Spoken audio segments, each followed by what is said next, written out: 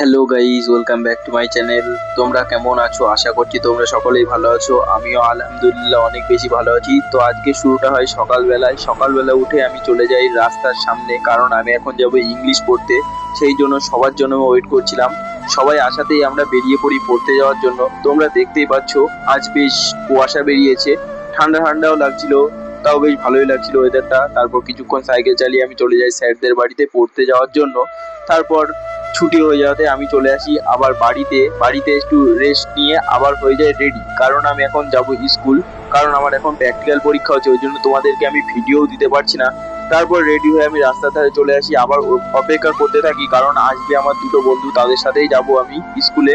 তারপর ফাইনালি আমি চলে আসি স্কুলে, কারণ এখানে আমার আজকে রয়েছে প্র্যাকটিক্যাল পরীক্ষা। আজকে যেহেতু ছিল বায়োলজি প্র্যাকটিক্যাল, তারপর বায়োলজি প্র্যাকটিক্যাল পরীক্ষা শেষ হয়ে গেলে আমরা বেরিয়ে পড়ি প্র্যাকটিক্যাল রুম থেকে, কারণ এখন যাব আমি বাসের কাছে।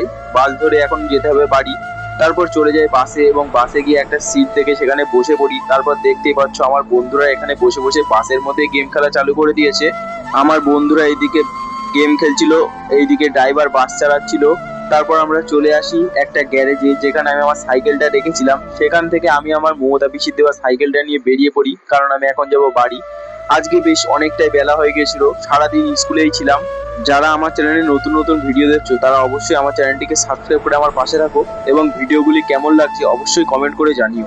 তারপর আমি বাড়ি এসে হয়ে নিই ফ্রেশ, এবং আমার অনেক খিদে লেগেছিল, সেই জন্য আমি আমার ভাতটা নিয়ে বসে পড়ি এবং আমার খাওয়া দাওয়া চালু করে দিই। আমি যতক্ষণ খেতে থাকি তোমরা অবশ্যই জানিও কাদের কাদের প্র্যাকটিক্যাল পরীক্ষা হচ্ছে এখন। খাওয়া দাওয়া কমপ্লিট করে আমি হয়ে নিই আবার রেডি, কারণ আমি এখন যাবো বাংলা পড়তে। আমি এই রাস্তা ধরেই যাচ্ছিলাম বাংলা পড়তে। তোমরা অবশ্যই জানো আমার বাংলা পড়াটা গ্রামের মধ্যেই হয়, সেই জন্য আমি হাঁটতে হাঁটতেই চলে যাচ্ছিলাম এখন পড়তে।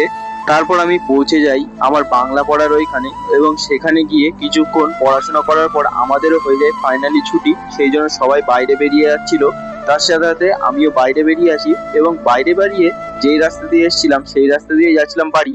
হঠাৎ করে স্কুল মাঠে গিয়ে দেখি খেলা হচ্ছে, সেই জন্য সেখানে ব্যাগ নিয়ে সেখানে দাঁড়িয়ে পড়ে খেলা দেখছিলাম।